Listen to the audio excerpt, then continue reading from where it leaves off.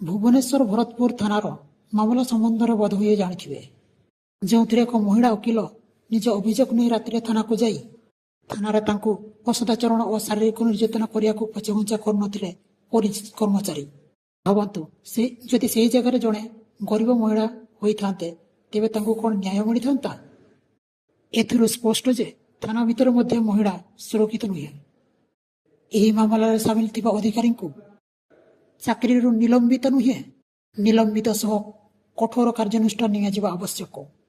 तेबे जानिबो भारतर संविधान नियम समस्त समान अटे। यही भिडियोर उद्देश्य होछि जानतु, जनातु एवं निजे सचेतन रुहतु।